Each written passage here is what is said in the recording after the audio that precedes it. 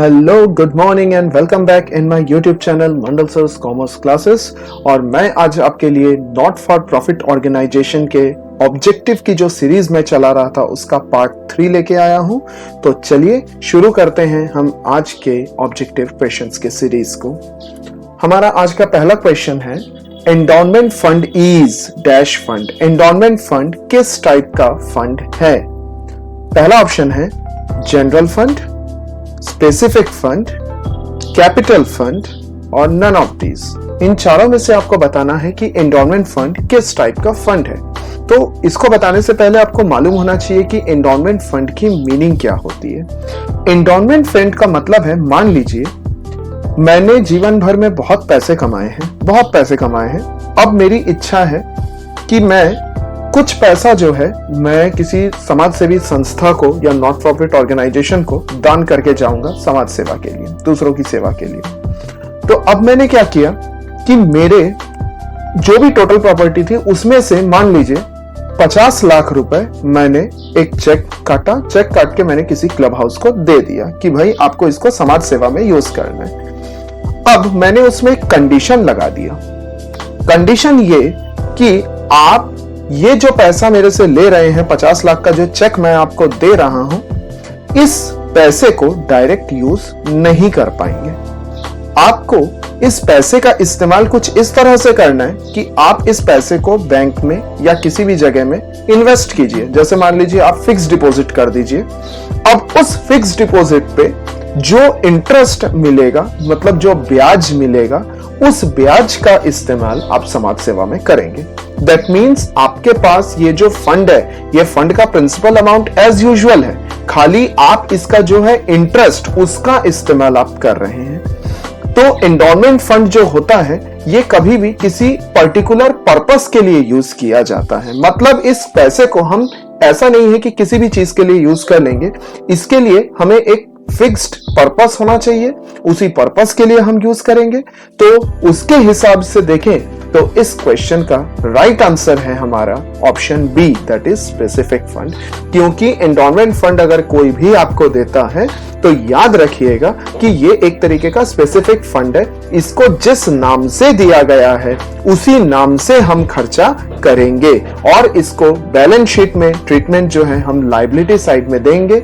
Means endowment fund अगर कभी भी आपके रिसिप्ट एंड पेमेंट अकाउंट में दिया हुआ है तो उसको आप बैलेंस शीट के लायबिलिटी साइड में लिख देंगे। तो इस तरह से इस क्वेश्चन का right answer option B, specific fund है। तो आइए बढ़ते हैं अगले क्वेश्चन की ओर। Endowment fund is a fund arising from a bequest or gift, the income of which is devoted for a specific purpose. This statement is given by. Endowment fund एक ऐसा fund है जो एक गिफ्ट के तौर पे दिया जाता है, जिसका इनकम जो है, जो भी होता है उस फंड से जनरेट होने वाली जो इनकम है वो स्पेसिफिक पर्पस में ही यूज होगा। ये स्टेटमेंट किसने दिया था? फर्स्ट ऑप्शन है professor Philip Kotler, second option है professor J.R. Batliboi, third option है प्रोफेसर एरिक एल कोहलर और फोर्थ ऑप्शन है नन ऑफ द अबव। आपको बताना है इन चार ऑप्शन में से राइट ऑप्शन कौन सा है। तो हमारा राइट आंसर है option 3, professor Eric L Kohler. ये जो प्रोफेसर एरिक एल कोहलर हैं, इन्होंने ही इस एंडोनमेंट फंड के ऊपर ये स्टेटमेंट दिया था। और आपको बुक में ये स्टेटमेंट्स दिए हुए रहते हैं, लेकिन अक्सर हम इसको नजरअंदाज कर जाते हैं। लेकिन क्योंकि अभी एमसीक्यू पैटर्न स्टार्ट हो चुका है सीबीएसई में भी, तो आपको ये ध्यान रखना है कि एग्जाम्स में इस टाइप के क्वेश्चंस भी पूछने के पूरे चांसेस हैं। तो चलिए बढ़ते हैं अब हमारे अगले क्वेश्चन की ओर। हमारा अगला क्वेश्चन है, loan fund is for. Loan fund होता है पेइंग द लोन, लोन का पेमेंट करने के लिए। Second option raising the loan, loan लेने के लिए। थर्ड ऑप्शन है पेमेंट ऑफ इंटरेस्ट, इंटरेस्ट का पेमेंट करने के लिए। और फोर्थ ऑप्शन है लोन ट्रांजैक्शंस के लिए।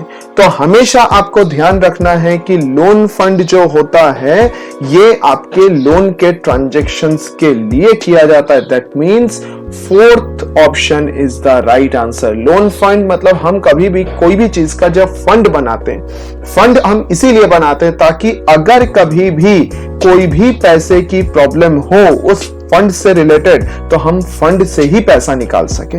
जैसे हम टूर्नामेंट फंड बनाते हैं कि अगर हमारा क्लब हाउस कभी टूर्नामेंट ऑर्गेनाइज करवाता है तो उस टूर्नामेंट के जितने खर्चे होंगे हम उस फंड में से निकालेंगे।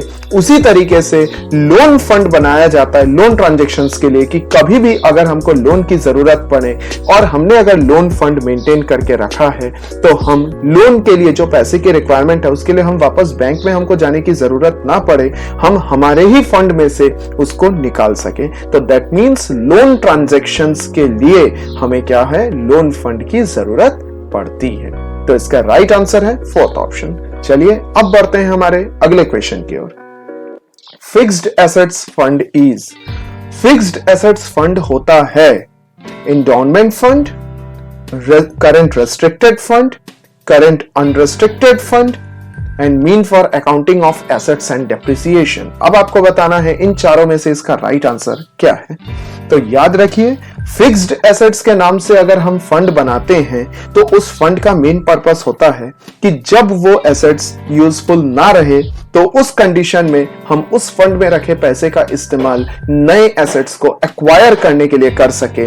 तो इस हिसाब से इस क्वेश्चन का राइट आंसर ऑप्शन 4 है, mean for accounting of assets and depreciation. आपको मालूम होगा डेप्रिसिएशन खुद अपने आप में एक प्रोविजन है, एक फंड के जैसे काम करता है कि कभी भी अगर एसेट्स की वैल्यू जैसे डाउन हो रही है तो किसी समय अगर एसेट्स रिप्लेस करने की जरूरत पड़ जाए तो हम उस डेप्रिसिएशन फंड का इस्तेमाल कर सके। तो इसलिए इस क्वेश्चन का राइट आंसर ऑप्शन 4 होता है। आगे बढ़ते हैं अगले क्वेश्चन की ओर। Donation received for specific purpose should be, बोल रहा है कि अगर कभी भी स्पेसिफिक पर्पस के लिए किसी पर्टिकुलर काम के लिए अगर हमें डोनेशन मिलता है तो वो होगा first option, credited in separate fund account and shown in balance sheet. बोल रहा है कि जिस नाम से हमें डोनेशन मिला है उस पर्टिकुलर फंड में उसको क्रेडिट कर देंगे, मतलब जमा कर देंगे और बैलेंस शीट में उसको शो करेंगे, पहला ऑप्शन। सेकंड ऑप्शन है ट्रीटेड एज रेवेन्यू, रेवेन्यू के तौर पे इसको ट्रीट करेंगे। थर्ड ऑप्शन है treated as revenue unless the amount is large, अगर बड़ा पैसा नहीं है तो रेवेन्यू ट्रीट करेंगे और अगर बड़ा अमाउंट है तो उसको रेवेन्यू नहीं कैपिटल ट्रीट करेंगे। और फोर्थ ऑप्शन है नॉट रिकॉर्डेड एट ऑल, उसको लिखेंगे ही नहीं। तो आपको बताना है इन चार में से राइट ऑप्शन कौन सा है।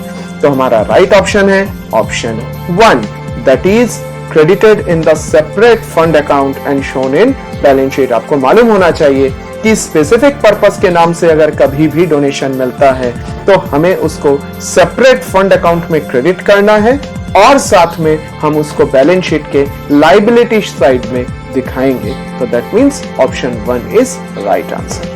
तो चलिए बढ़ते हैं अगले क्वेश्चन की ओर। Dash represents the excess of liability over assets. Dash का मतलब होता है लायबिलिटी एसेट से ज्यादा है। तो देखते हैं ऑप्शन, कैपिटल फंड, अगर आपकी लायबिलिटी एसेट से ज्यादा होता है तो उसे हम कैपिटल फंड कहेंगे, कैपिटल डेफिसिट कहेंगे कि सरप्लस कहेंगे कि नेट लॉस कहेंगे। इन चारों में से राइट आंसर क्या होगा यह आपको बताना है। तो इन चारों में से राइट आंसर है ऑप्शन 2, कैपिटल डेफिसिट। हमेशा याद रखिएगा कि जब कभी भी हम ओपनिंग बैलेंस शीट बनाते हैं तो ओपनिंग बैलेंस शीट बनाने के समय अक्सर हम जो क्वेश्चन सॉल्व करते हैं उसमें हमें मिलता है एसेट्स का टोटल लायबिलिटी से ज्यादा होता है जिसे हम कैपिटल फंड कहते हैं। लेकिन अगर कभी लायबिलिटी का टोटल ज्यादा हो जाए और एसेट्स का टोटल कम हो जाए, उस कंडीशन में बैलेंस एसेट साइड में जाएगा तो उस बैलेंस को हम कैपिटल डेफिसिट कहते हैं। कैपिटल डेफिसिट बिजनेस का लॉस को, मतलब आपके एनपीओ ऑर्गेनाइजेशन के लॉस को शो करता है। तो इसलिए इस क्वेश्चन का राइट आंसर सेकंड ऑप्शन है। अब बढ़ते हैं हम हमारे अगले क्वेश्चन की ओर।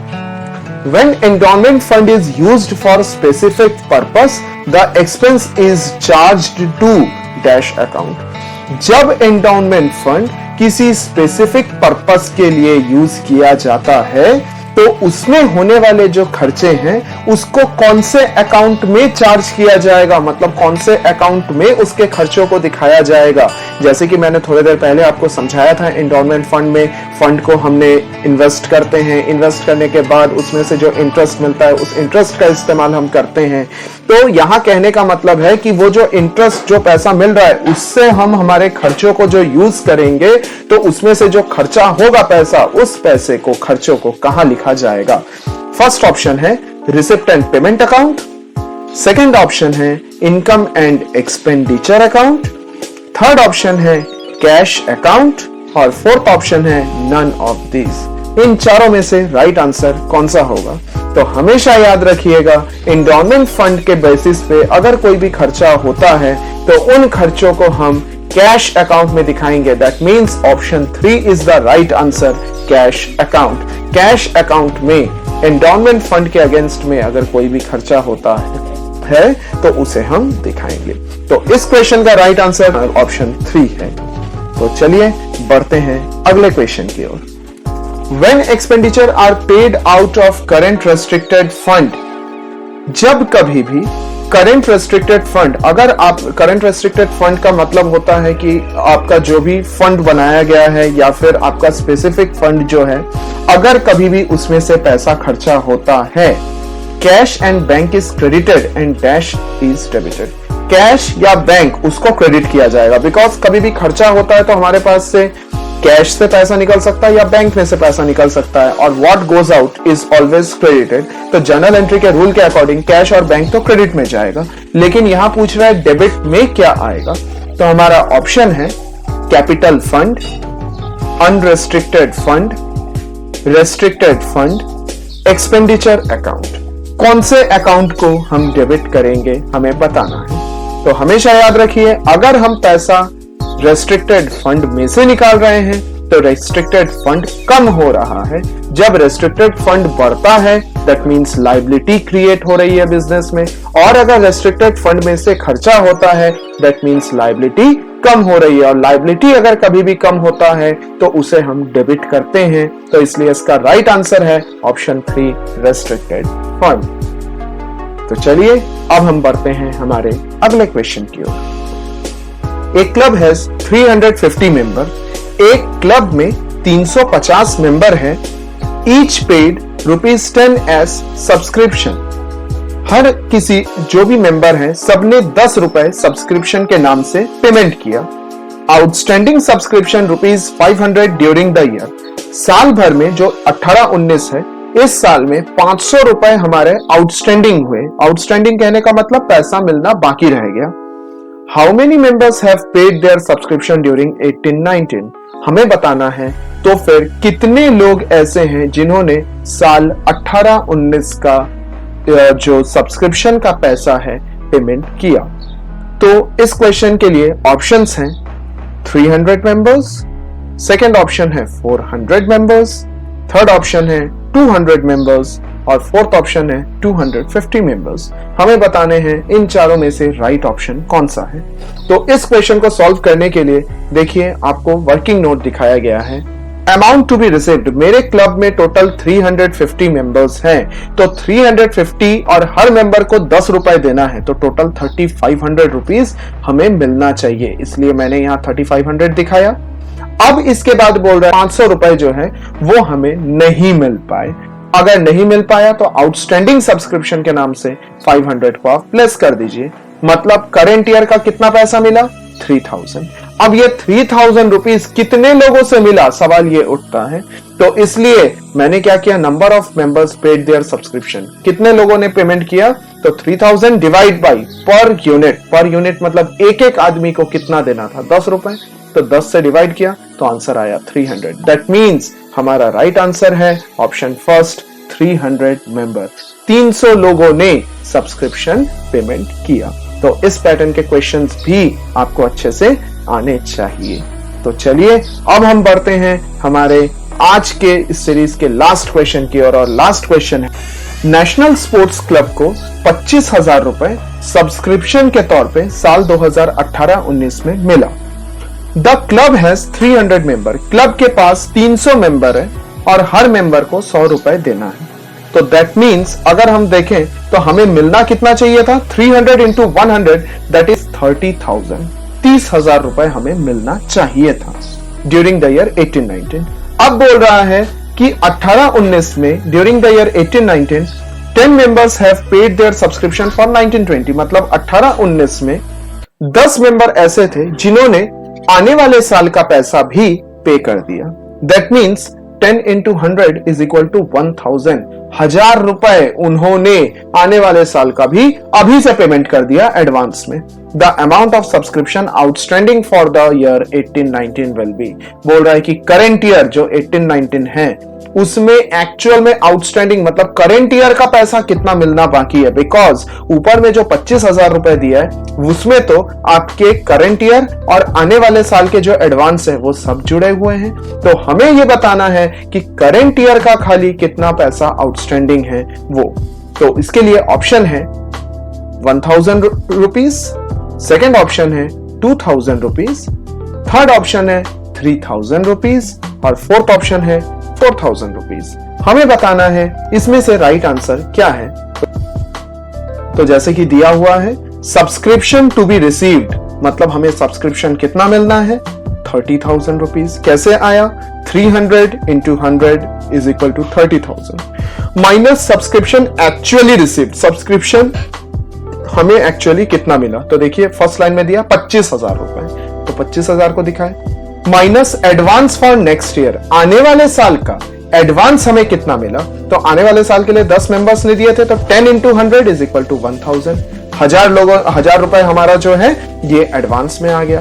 तो अब अगर हम 30,000 में 25,000 को माइनस करें तो 5,000 बचता है, 5,000 में 1,000 माइनस करें तो 4,000 बचता है। दैट मीन्स राइट आंसर है 4,000 रुपीज, मतलब करंट ईयर 18-19 का जो सब्सक्रिप्शन आउटस्टैंडिंग है वो है 4,000 रुपए का।